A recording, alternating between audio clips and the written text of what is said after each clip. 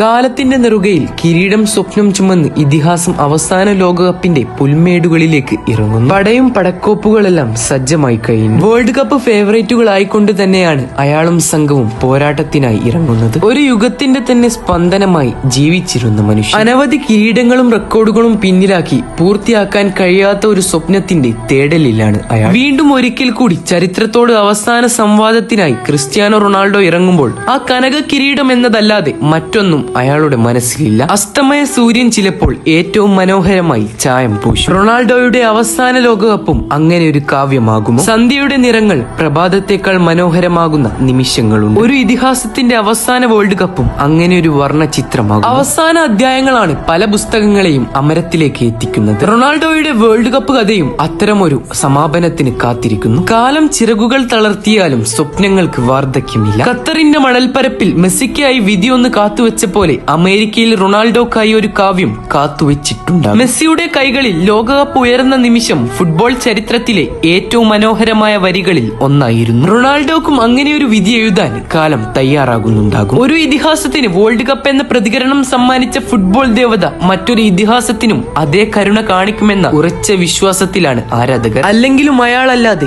മറ്റാര്? അദ്ദേഹത്തിന്റെ കാലുകൾക്ക് വേഗത കുറഞ്ഞിട്ടുണ്ടാകാം. അയാളുടെ കഴിഞ്ഞ കാലത്തെ ഓർക്കാതെ പരിഹസിക്കുന്നവരുണ്ടാകാം. സമൂഹ മാധ്യമങ്ങൾ ഇത്രത്തോളം വേട്ടയാടപ്പെട്ട മറ്റൊരു ഇതിഹാസമുണ്ടോ എന്ന് അറിയില്ല. ഇത്തവണ പോർച്ചുഗൽ ടീം ശക്തമായി കഴിഞ്ഞിട്ടുണ്ട്. മാർട്ടിനസ് വഴികാട്ടുന്ന പോർച്ചുഗൽ നിര താരനിവിട്ടമാണ്. UCL ചാമ്പ്യന്മാരായിരുന്ന വിറ്റിനിയയും നെവസും റാമോസും യുണൈറ്റഡിന്റെ നായകൻ ബ്രൂണോയും അടങ്ങുന്ന നിര. മുന്നിൽ റോണോ കൂടെ ഉണ്ടാകുമ്പോൾ ആത്മവിശ്വാസം ഇരട്ടിയാണ്. ക്രിസ്ത്യാനോ റൊണാൾഡോ, നിങ്ങൾ വെറും ഒരു ഫുട്ബോൾ താരമല്ല, പരിശ്രമ പ്രഭയെ എങ്ങനെ മറികടക്കാമെന്നതിന്റെ ജീവിക്കുന്ന ഉദാഹരണമാണ് നിങ്ങൾ. നിങ്ങളുടെ യാത്ര ട്രോഫികളുടെ കഥയല്ല, അസാധ്യങ്ങളെ ശീലമാക്കിയ ഒരു മനോവീര്യത്തിന്റേതാണ്.